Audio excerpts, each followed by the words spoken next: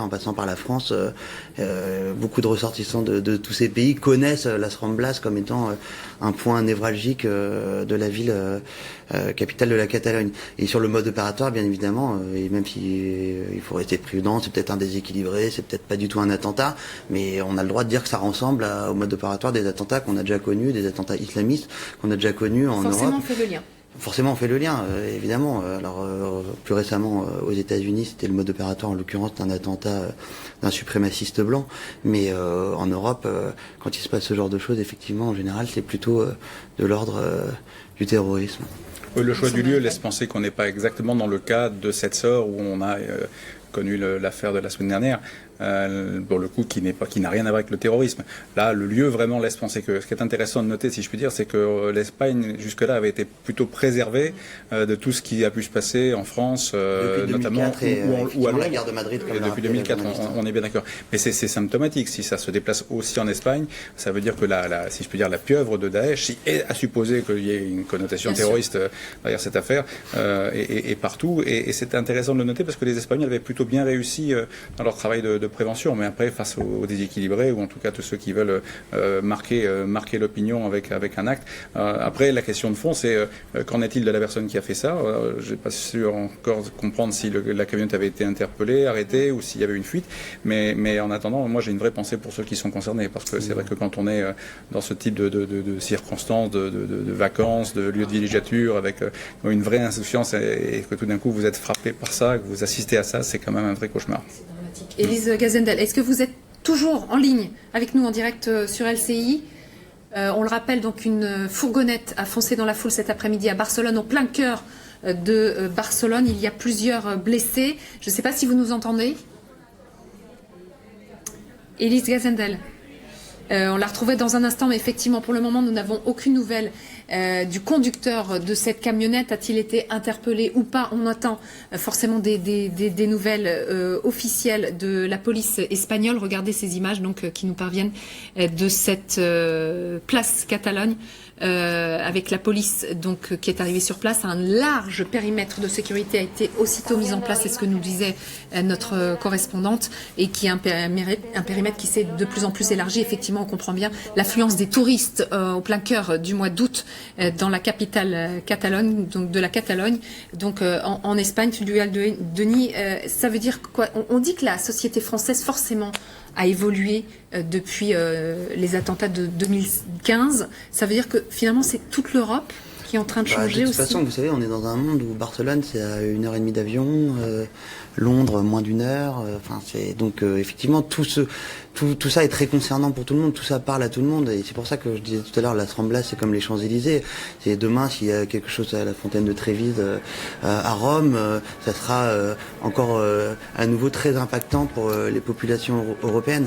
Sur le mode opératoire dont on parlait tout à l'heure, c'est aussi, si je puis dire, le mot est assez malheureux, mais c'est une recommandation de l'État islamique de procéder comme ça. C'est plus compliqué de fabriquer une bombe, de la dissimuler, de la faire exploser, ou voire avec un détonateur de la faire exploser à distance, que de monter dans une voiture, conduire et puis monter sur le trottoir. On l'a vu à Londres récemment.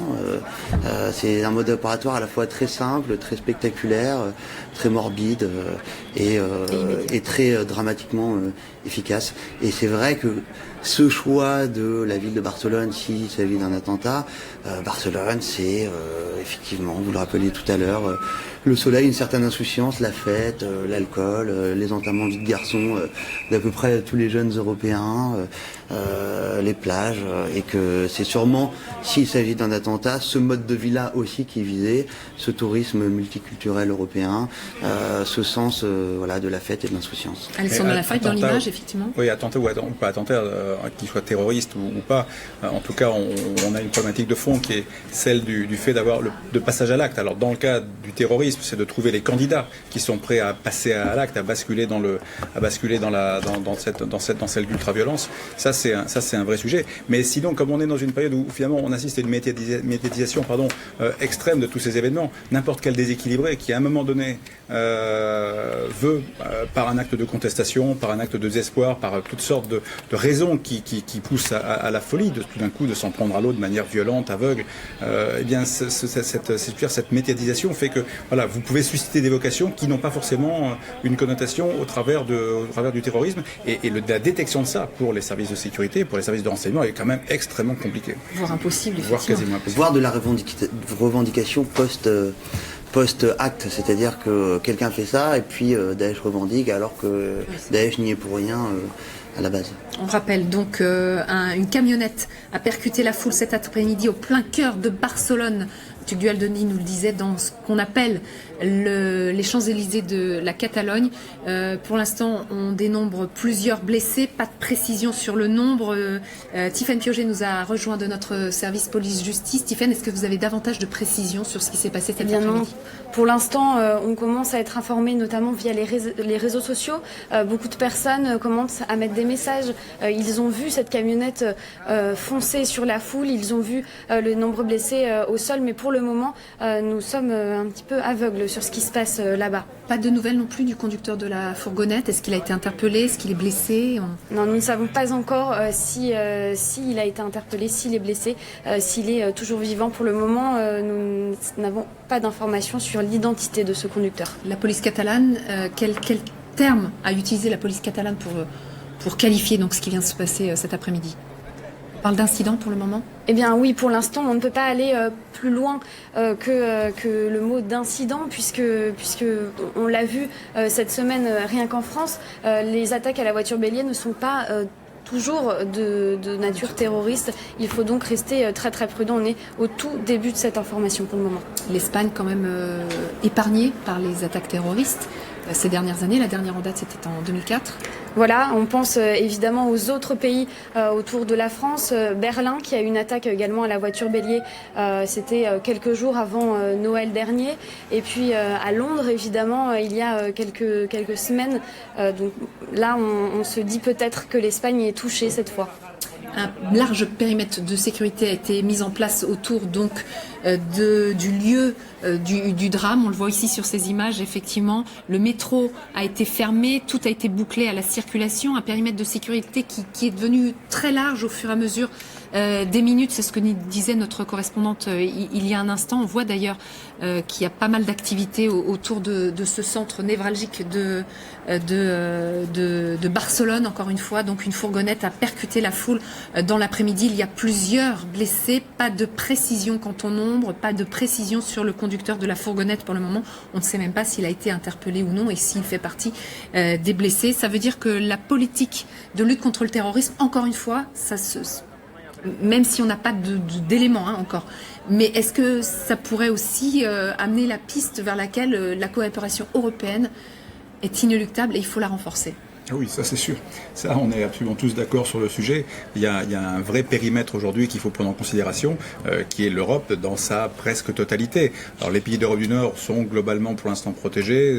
Pologne, Lituanie, Estonie n'ont pas eu trop à subir ce type de difficultés. Voilà, mais on a bien vu ce qui s'est passé en Belgique. On a bien vu que les Britanniques avaient été frappés. Pardon de vous interrompre, Alexandre Malafaille, mais à l'instant, la police espagnole parle d'attaque terroriste. Ça vient d'être donc utilisé officiellement et donc confirmé par la police espagnole. Voilà, ben ça prouve qu'effectivement le périmètre donc est bien à l'échelle européenne. On est à quoi, une dizaine de pays qui ont été concernés par ce type d'attaque depuis maintenant 3-4 ans. Donc voilà, donc la coordination, le renseignement, on a absolument besoin. Alors il y a un certain nombre d'initiatives qui ont été menées, mais c'est lent. Hein, on l'a bien vu, ne serait-ce que par exemple sur le PNR, le Passenger Name Record. Il a fallu des années et des années de bataille et finalement une situation terroriste qui s'est accentuée pour qu'on passe à l'acte. Et encore le dispositif est très imparfait au regard de ce qu'il faudrait pouvoir faire. Après, c'est des coopérations entre services de renseignement, c'est coopérations policières. Je crois qu'on a fait des grands progrès, mais il va falloir aller certainement encore davantage plus loin. Et là encore, on revient à la difficulté de détecter. Voilà, on n'est même plus dans les signaux faibles. C'est-à-dire que vous avez des gens qui sont tout d'un coup inspirés et qui basculent dans l'ultraviolence en l'espace de quelques semaines. Et ça, c'est la très très grande difficulté de ce travail d'investigation, de compréhension de ce qui se passe dans la tête de gens qui basculent. Il y a véritablement, en fait, au-delà de ça, finalement, si on se projette vraiment au-delà de tous ces événements, de dire il va falloir reconstruire une espèce de projet européen comme un projet français, une espèce d'idée de récit national qui font que tout le monde adhère et que personne n'a envie de devenir le propre ennemi de son propre continent, de son propre pays, de sa propre zone de vie, parce que l'Europe, c'est notre zone de vie. L'Europe, c'est Erasmus. L'Europe, on lui tape beaucoup dessus. Enfin, c'est quand même un espace de paix extraordinaire qu'on a construit depuis plus de 60 ans et dont il ne faut pas perdre de vue que c'est notre espace de vie, quoi. Et on a aujourd'hui des enfants de cet espace de vie qui s'en prennent à nous, quoi. C'est quelque chose qu'il faut vraiment avoir en tête. Donc, on va avoir besoin de rebâtir un idéal autour de ça pour petit à petit lutter contre ces dérives folles. Je partage totalement ce que vous dites. Effectivement, vu les modes opératoires actuels, avec même la meilleure police du monde, les meilleurs services de renseignement du continent, on n'arrivera pas à guérir cette espèce de pieuvre informe, profonde, structurellement ancrée dans les sociétés occidentales. Et il y a deux choses. Il y a la réponse culturelle. Vous avez vraiment tout à fait raison, moi, je trouve, de souligner ça. C'est-à-dire qu'à quel moment il y a une faille dans notre éducation, dans notre politique d'intégration, même dans notre politique judiciaire, de coercition, etc., qui fait que des gens, soit nés en France, soit d'origine étrangère, oui, mais à ce moment-là, ont envie de tuer leurs propres compatriotes. Oui, mais on pourrait vous dire que, effectivement, comme ça se passe dans plusieurs pays européens, l'Angleterre n'a pas du tout la même politique d'intégration que la France, et pourtant elle est aussi touchée.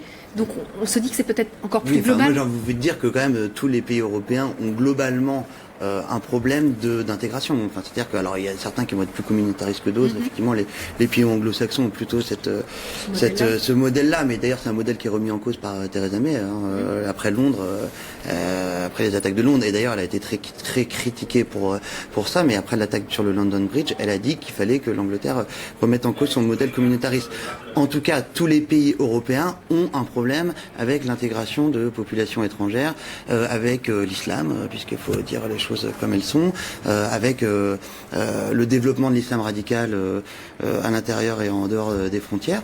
Donc il faut réussir à ce que, effectivement, culturellement, cette idée de l'Europe, cette idée de l'occidentalisation soit une idée qui donne envie, qui fédère les gens. Et tant qu'on n'aura pas résolu le problème culturel, on pourra mettre tous les portiques dans tous les aéroports, dépêcher tout le monde dans les services de renseignement, mettre des filtres sur YouTube, ça changera pas grand-chose. Après, il y a quand même un deuxième aspect qui est diplomatique, c'est-à-dire c'est quand même vaincre le mal à sa racine. Et ça, pour le coup, je trouve que les résultats sont de plus en plus probants sur le plan international.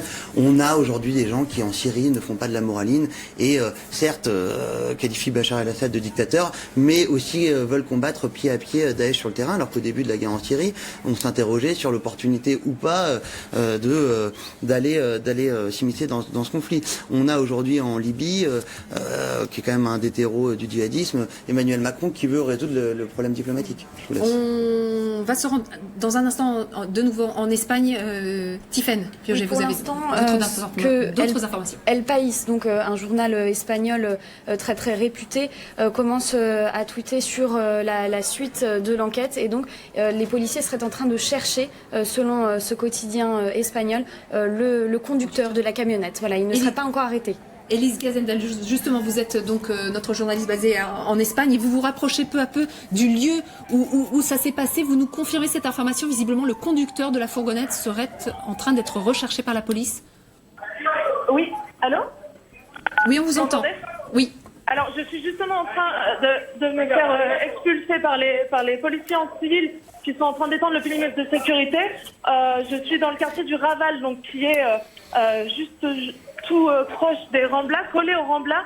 Et apparemment, les policiers sont en train de chercher quelqu'un, puisqu'ils sont en train de demander aux personnes de rentrer chez eux.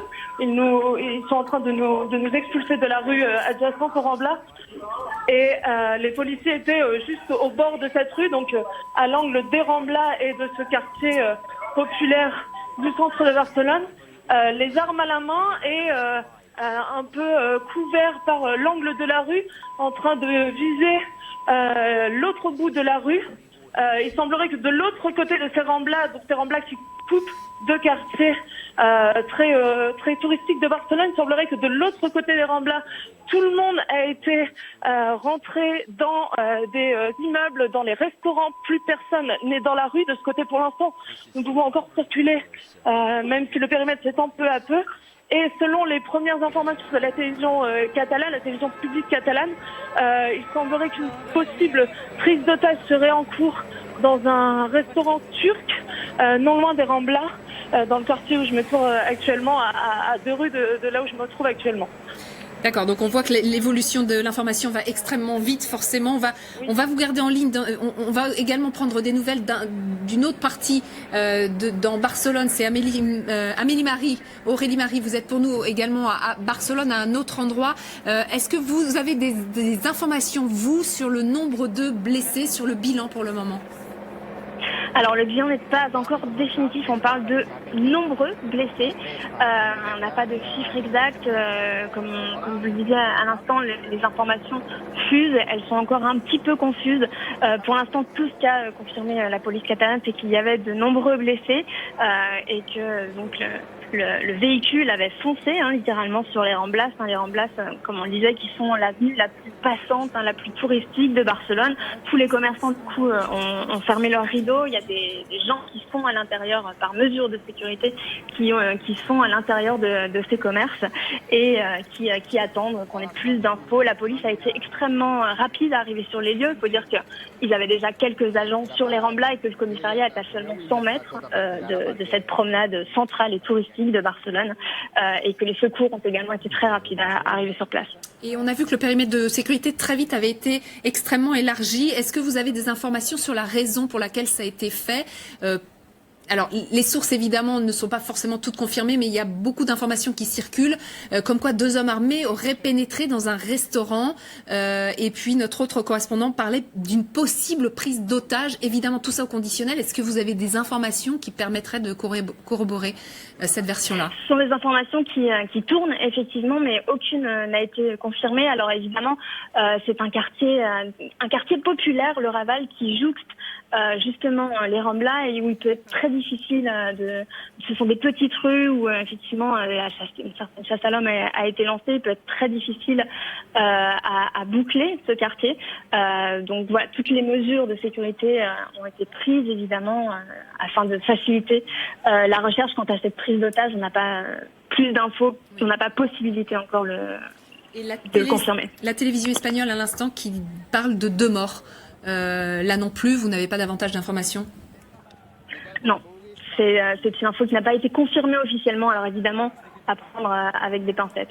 En tout cas, ce qui a été confirmé par la police espagnole, c'est que maintenant on parle d'une attaque terroriste. C'est ça, exactement. Ouais. Ça a bien été confirmé.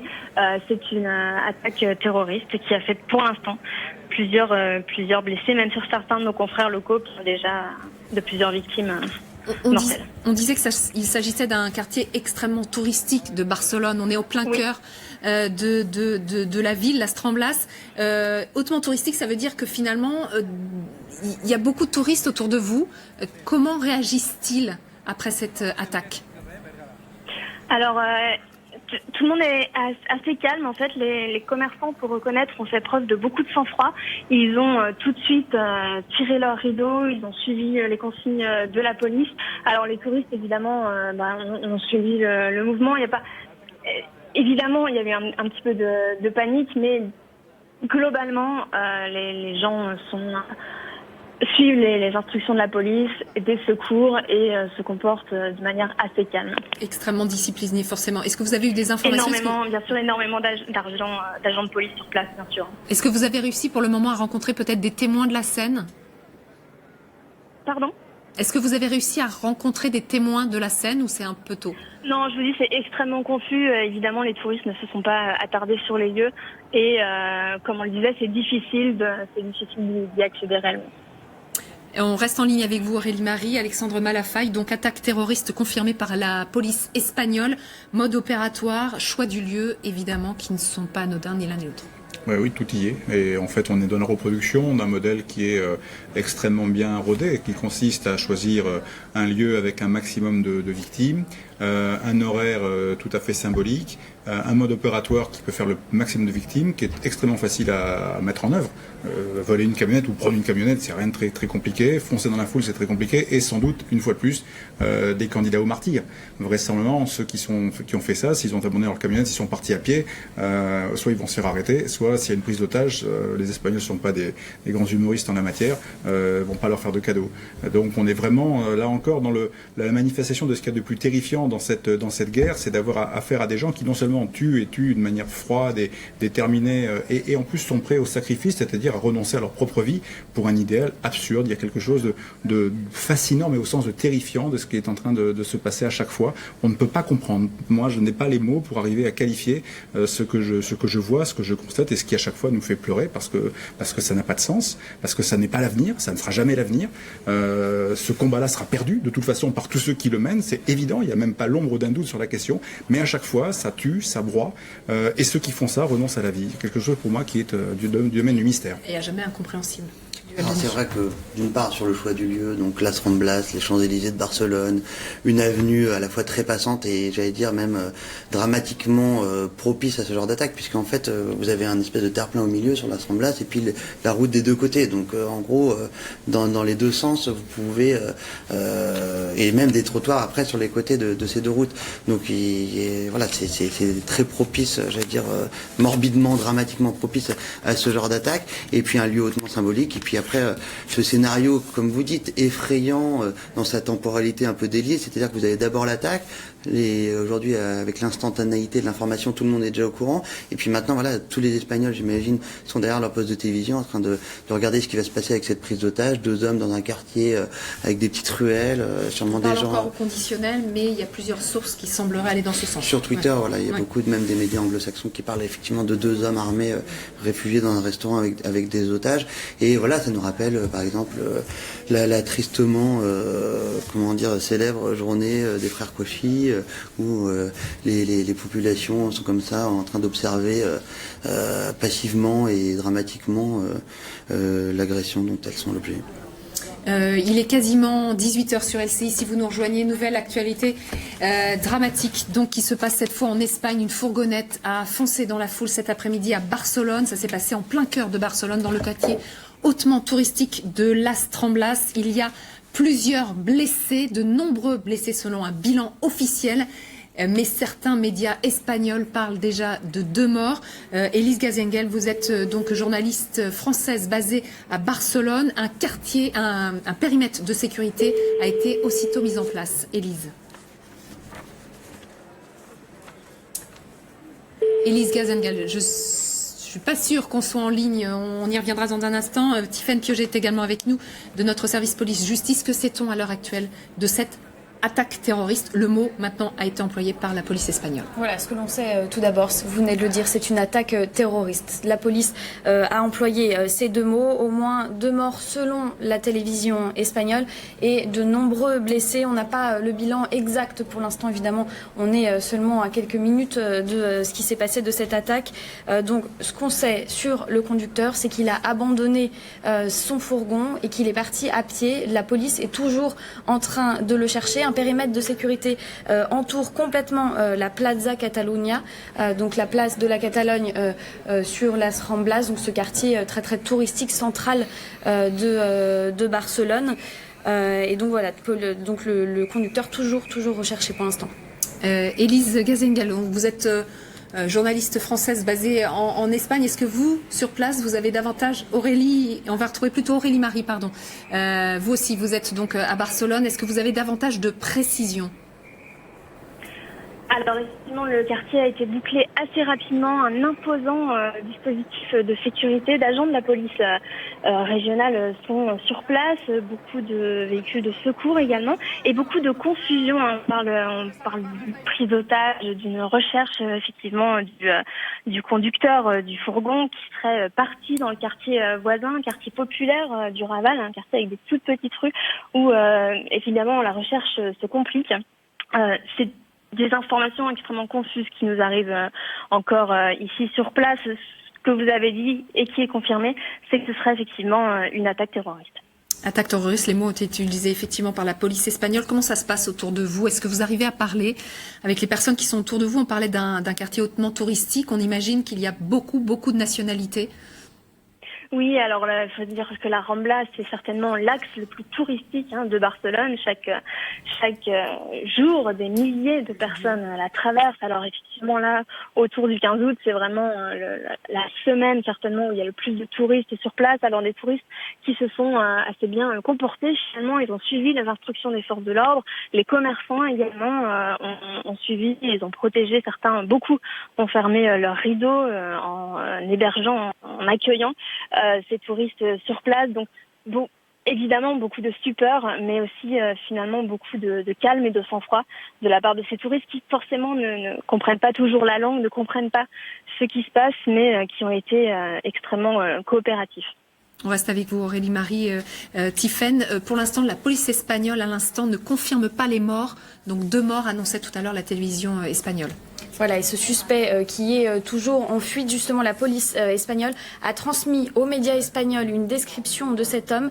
Il ferait 1m70. Ce serait donc un homme.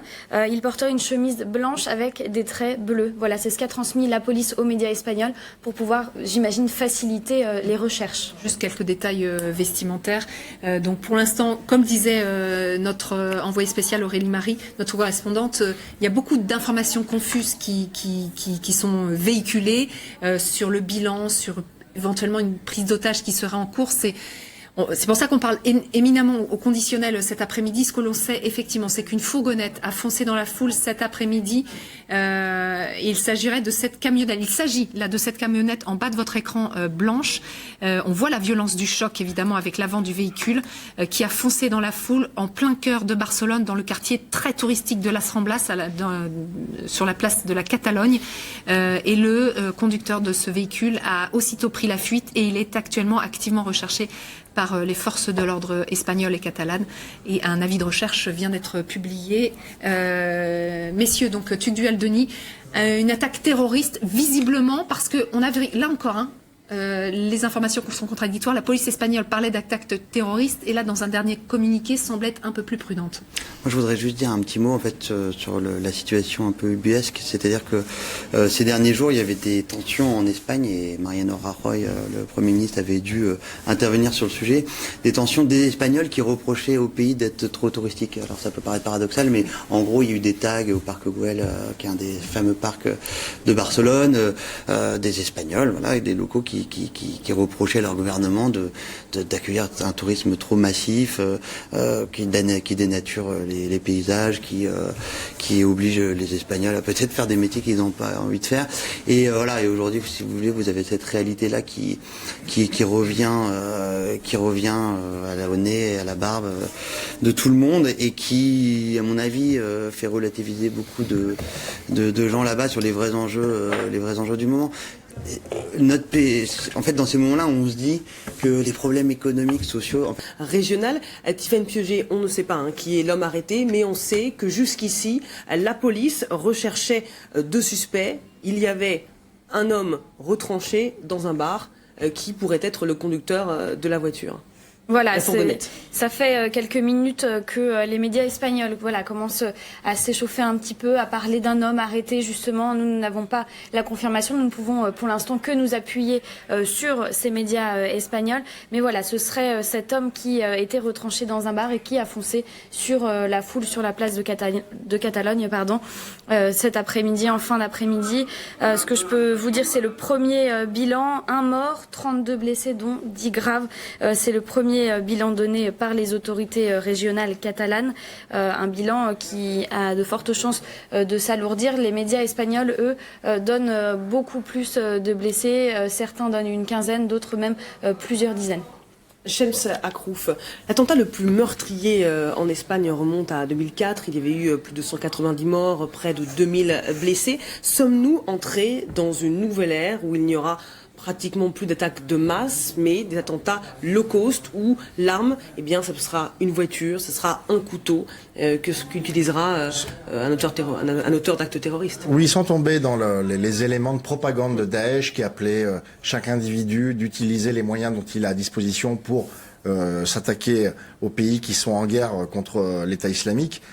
La réalité, c'est que ce qui va être déterminant dans la compréhension du terrorisme de demain, c'est est-ce que des individus, parce qu'ils sont empreints d'une idéologie qui consiste à nous déclarer la guerre avec les armes, avec de faibles moyens, vont être facilement détectables par les services de renseignement, qui eux travaillent sur des gens qui sont en lien ou en réseau, ou sur lesquels on peut travailler sur les vecteurs d'information en écoutant de la téléphonie mobile ou en surveillant les échanges bancaires de données, donc tout ce qui est big data, donc l'exploitation massive des données.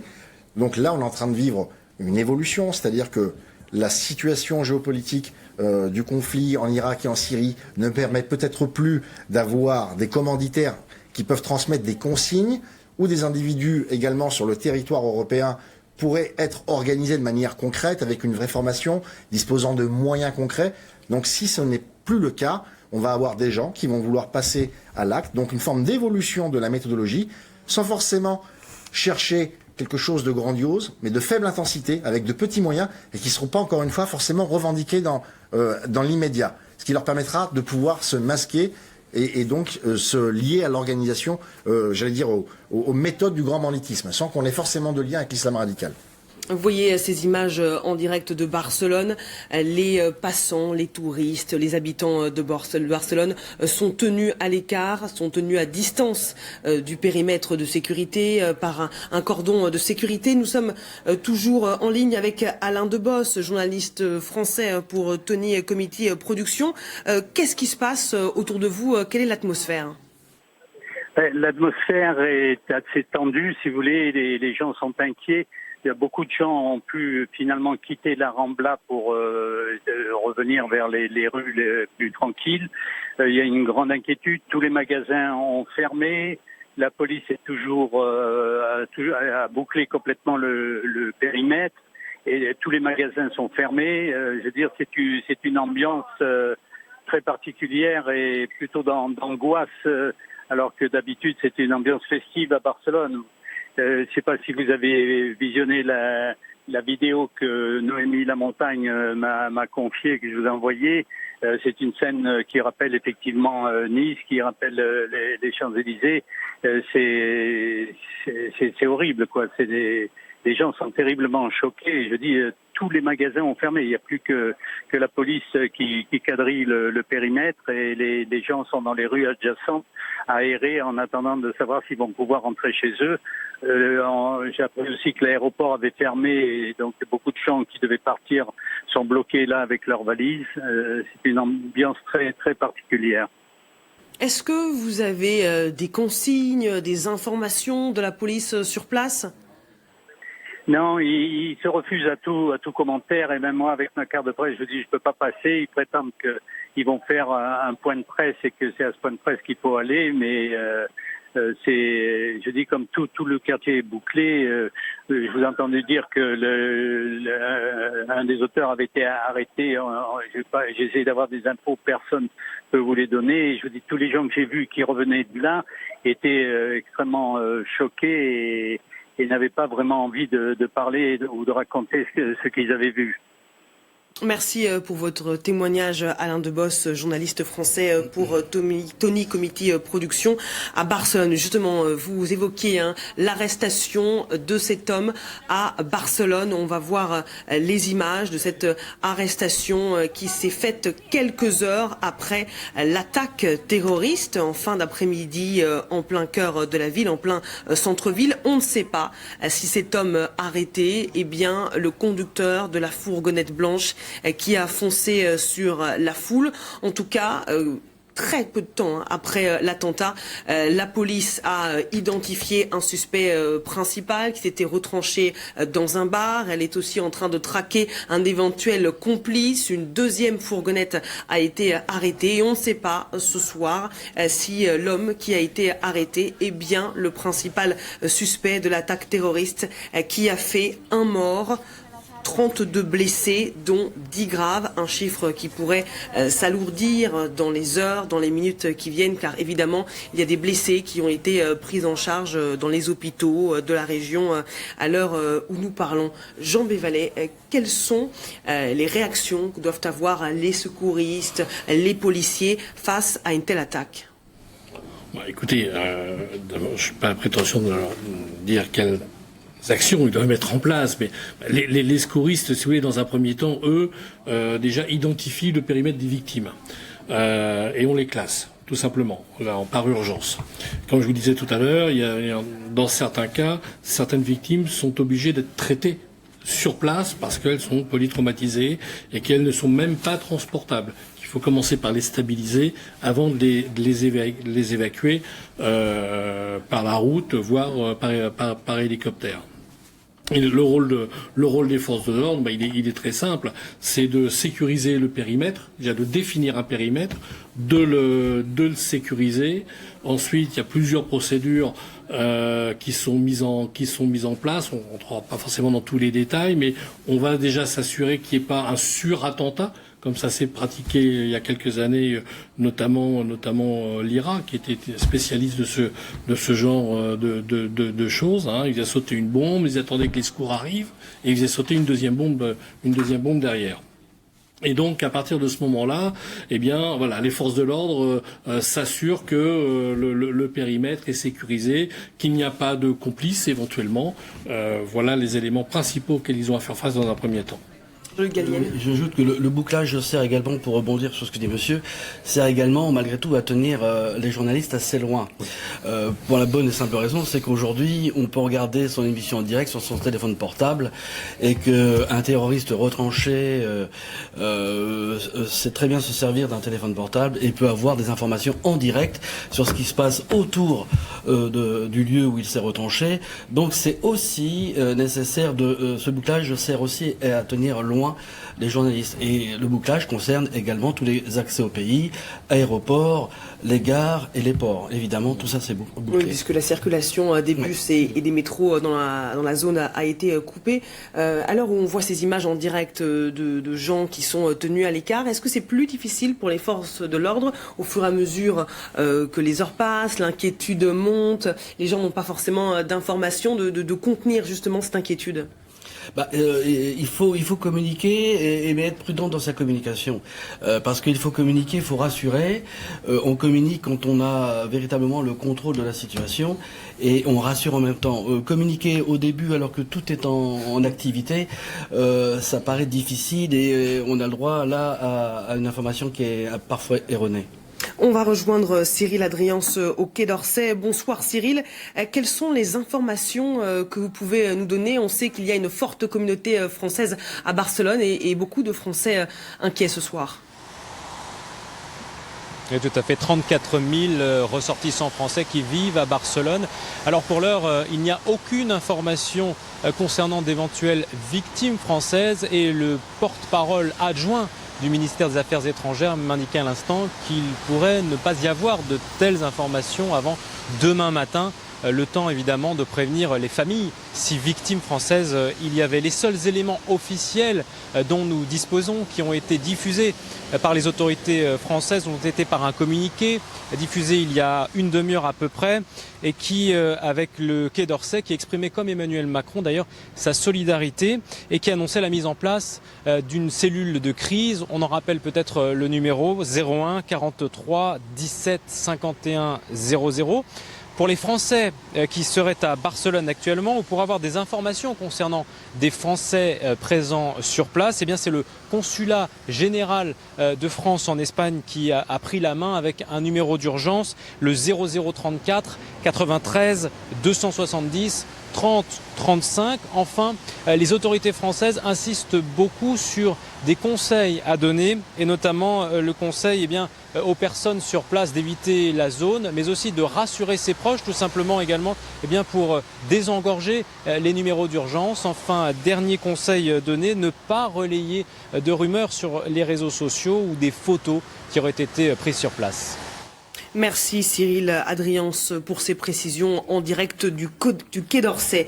Et ce soir, le ministre de l'Intérieur catalan confirme qu'il y a 13 morts et 50 blessés après l'attaque terroriste, cette fourgonnette qui a foncé sur la foule. La police régionale qui rappelle avoir arrêté un homme après l'attentat terroriste sur l'avenue la plus touristique de Barcelone, mais qu'il n'y a pas d'hommes retranchés dans un bar au centre de Barcelone. C'est pourtant ce qu'avaient annoncé plusieurs sources policières un peu plus tôt. Donc à l'heure où nous parlons, il y a un homme qui a été arrêté. On ne sait pas si c'est l'auteur de l'attaque terroriste. Et il y a un avis de recherche qui a été lancé. C'est ce que vous nous confirmez, Tiffaine Piauget? Oui, voilà, l'homme qui a foncé dans la foule tout à l'heure, il y a de très fortes chances, les médias espagnols donnent cette information, que ce serait lui qui aurait été arrêté par la police. Tout à l'heure, la police vient de confirmer donc cette arrestation d'un homme, plusieurs photos qui circulent. Alors nous sommes en train actuellement de les identifier avant de vous les montrer. Voilà une des photos. Voilà, c'est la première photo du terroriste qui a été diffusée par El País et d'autres médias espagnols très sérieux.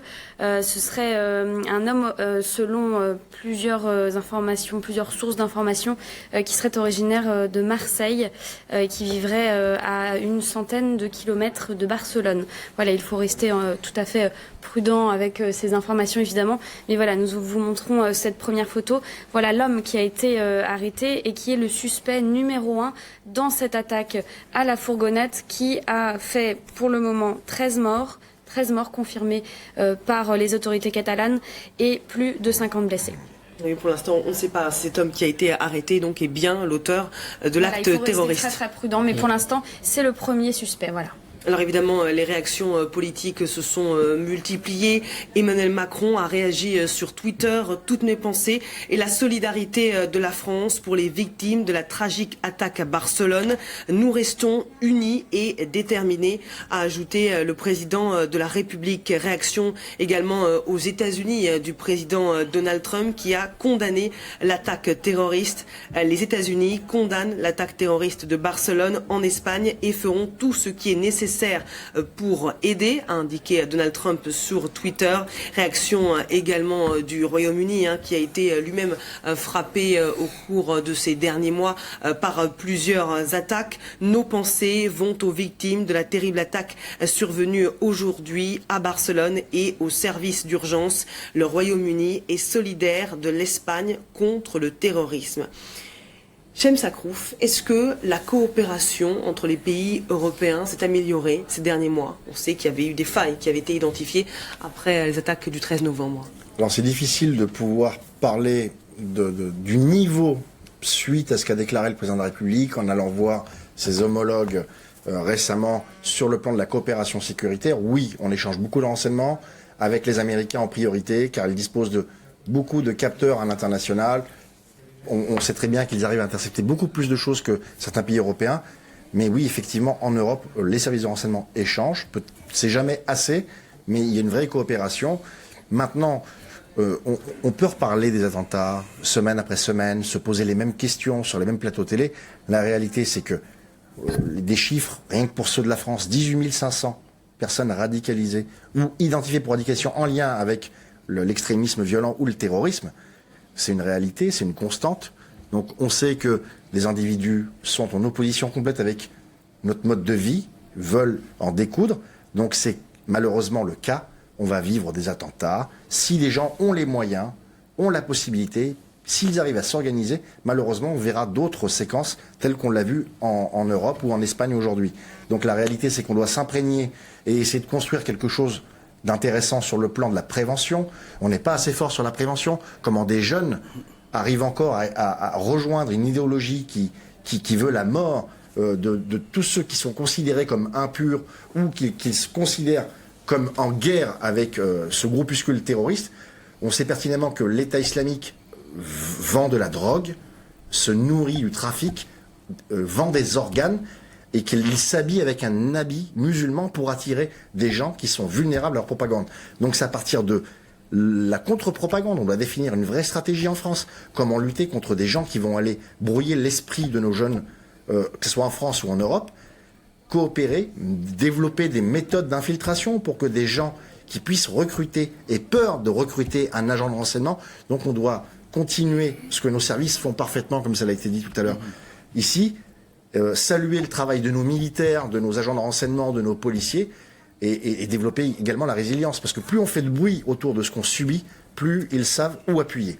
Donc effectivement, c'est quelque chose de constant, mais qu'on va vivre sur une longue durée.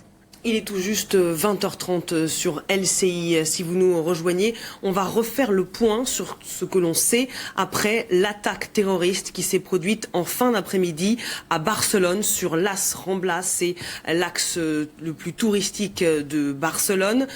Un homme à bord d'une fourgonnette blanche a foncé sur la foule. Il a ensuite pris la fuite à pied. On ne sait pas si l'homme qui a été arrêté ce soir et dont on a vu la photo est bien le principal suspect, Tiffaine Piauget. Voilà, la photo que nous vous montrions à l'instant, voilà, c'est l'homme qui est suspecté d'avoir foncé dans la foule. Voilà, vous le voyez.